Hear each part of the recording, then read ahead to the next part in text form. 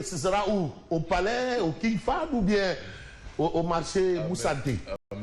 À Mermoz ou bien chez Boydi, chez Mansour qui Boy Sal? Et puis, Sal fils. Chez Amadou. Amadou Sal. On ne sait pas où est-ce qu'on va dialoguer parce qu'on peut se poser des questions. Il n'est pas. C'est des questions.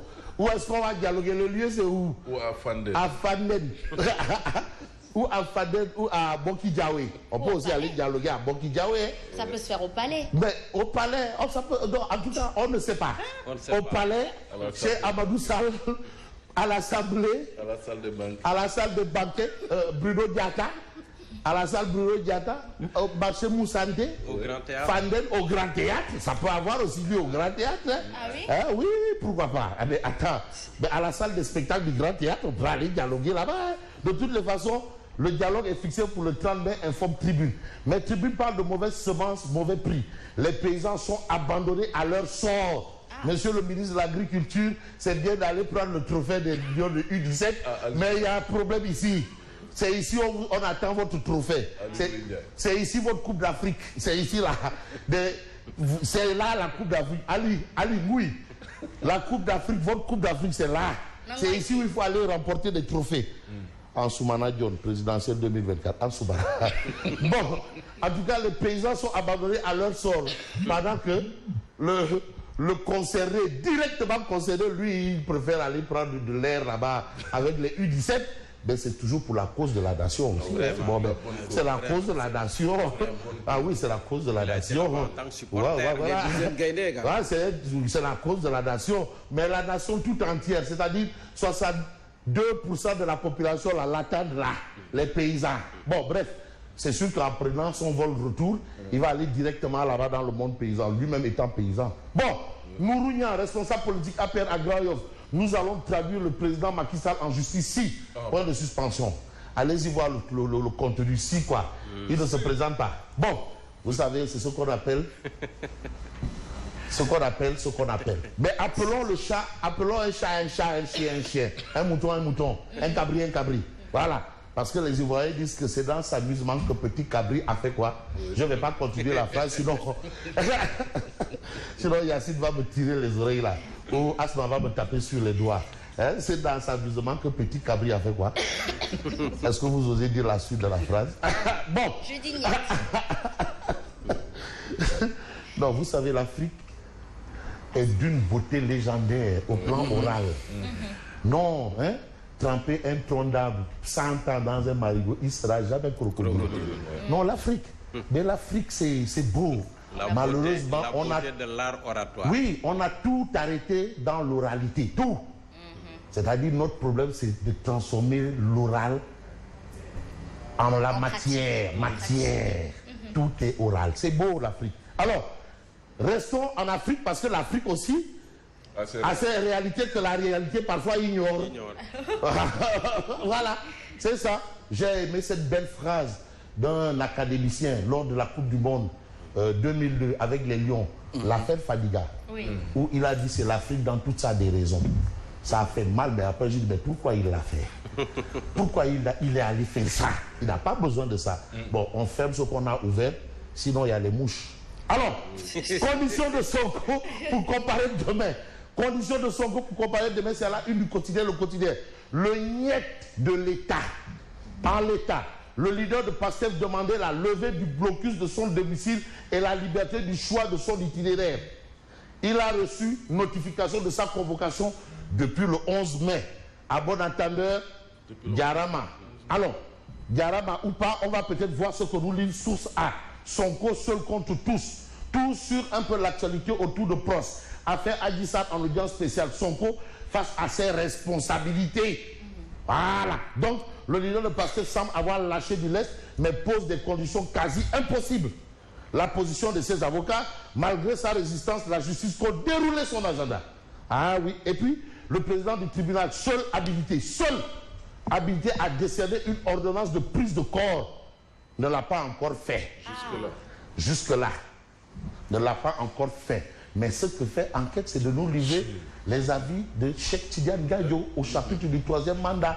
En tout cas, Cheikh Tidiane Gadio est nouveau militant du MTN. Oui. C'est un nouveau militant du MTN, membre actif de plein d'exercice du non au troisième mandat. Et qui dit non au troisième mandat, MTN pense à... Voilà, donc on peut dire ça comme ça. Et comme ça, on voit un peu ce que nous livre l'Observateur. Demande de révision du procès de Karim Wade. Le dialogue et le piège du report de la présidentielle. Des ça. Report de la présidentielle. Est-ce que le dialogue là, c'est pas pour vous organiser le report de la présidentielle? C'est possible. Vous faites bolo casse. Vous faites quoi? Vous faites bolo casse. Les explications des juristes et les inquiétudes de la société civile. C'est ce qu'on a aussi, hein? Mais aussi, on peut voir un peu de quoi il en est à la une de Walf Quotidien. Entretien de Sonko avec Walf TV. Une sortie, 1000 polémiques. Il dit, il sait qu'il ment. Ah bon? Ça commence à voler au ras des pâquerettes, là. Le discours politique, là. Ah oui. Waouh.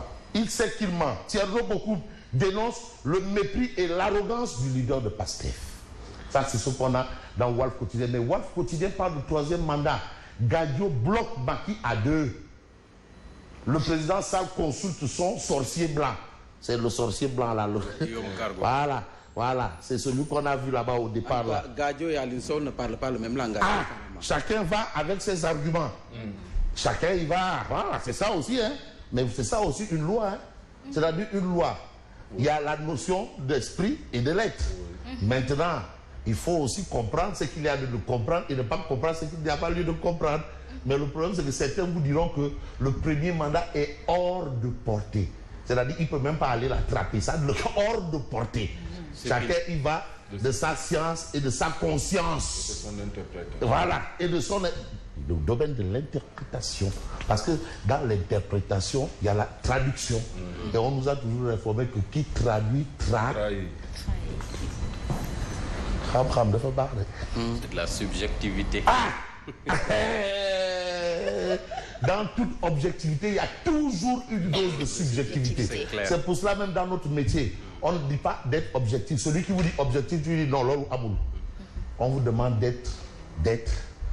On vous demande d'être quoi? Allez-y. Non, pas équidistant. Oui. Honnête. L'honnêteté. Une valeur Mais en fait, vous savez pourquoi j'ai marqué la pause? Parce que j'ai fait un blanc.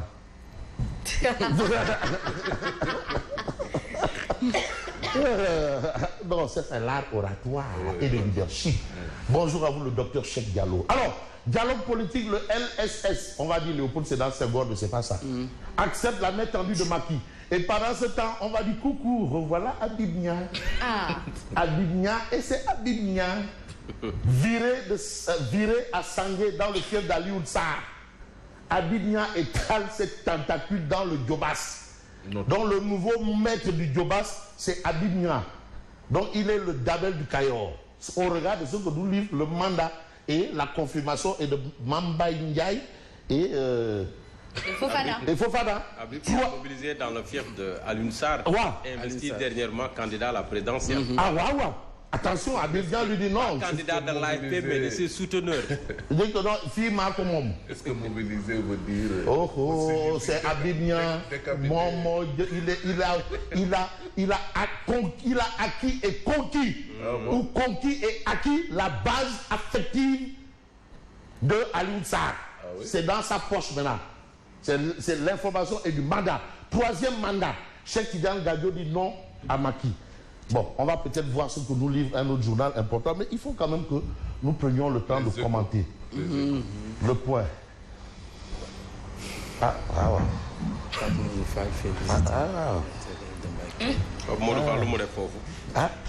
Pape Modou Fall. Lampe Fall. De Benno Bokk Yakaar dans le Baol. Fait visiter aux meilleurs élèves de Mbacké les réalisations du président Macky Sall. Dont les meilleurs élèves de Mbacké ont visité les réalisations de Macky Sall. Du TER à l'AIBD, en passant par l'université, les sphères ministérielles, le stade Maître Wade, le parc industriel et le CICAD. C'est important. Il faut quand même montrer ce que le président Macky Sall a fait. C'est pas interdit. Tout ça, c'est à Dakar et à Mbacké. C'est pas interdit. Il y a des réalisations. Non, là, maintenant, c'est une autre paire de manches, c'est un autre débat. Mais il a pris les élèves à Mbacké pour les amener. Ah, d'accord. Pour vivre, parce que ce qu'il y a là, c'est pour le Sénégal. Le terre, c'est pour le Sénégal. C'est pour le Sénégal tout entier. Et voilà. Comme on dit, Weddi gis bokk. Voilà, Weddi gis bokkuti. Voilà. C'est pour le Sénégal. Mais voilà. c'est quand même bien pour les enfants qui y vont. Est-ce que vous savez qui est l'auteur de ce fameux Weddi gis bokkuti? Non. C'est qui? L'auteur de Weddi gis, cette phrase-là. C'est Olof Ndiaye. Non, mais c'est-à-dire, c'est pas Olof Ndiaye. Coach? C'est pas Coach. C'est celui qui a inspiré cette phrase à Ahmed Abdoulaye Wade. Il y a quelqu'un qui a inspiré cette phrase a été. C'est pas Souleymane Ndéné Ndiaye. Oh, c'est pas Souleymane Ndéné Ndiaye. Mais c'est qui? Dites-le. C'est loin de là. Dites-le nous, s'il vous plaît.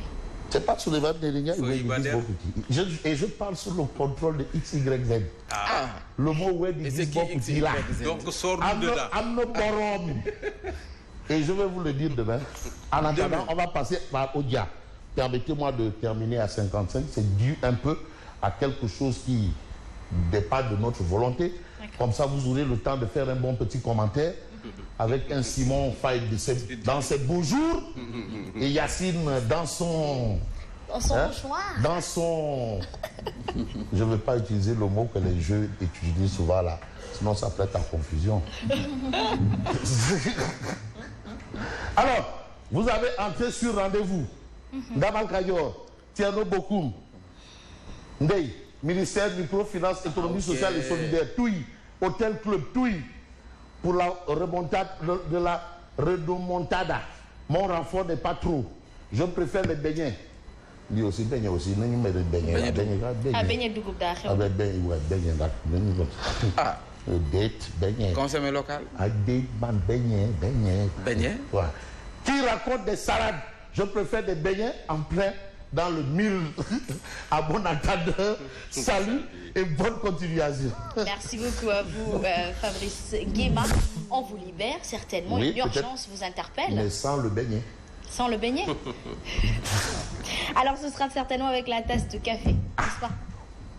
Machallah. Pronto. Alors, Mamba Ndiaye, permettez, voilà, donc la tribune titre aujourd'hui, Simon Faye, certainement une info de taille. Macky décroche un juriste français pour forcer sa 3e candidature. En l'honneur de quoi? Un juriste de taille, ça dépend. Mais moi, j'aurais préféré qu'il consulte les juristes sénégalais. Pourquoi aller en France? Pourquoi aller consulter un Français? Est-ce que dafa xeeb ñi fi nekk? Ou bien parce que ces velléités de 3e candidature font débat. Pourquoi aller en France? Et même s'il le fait,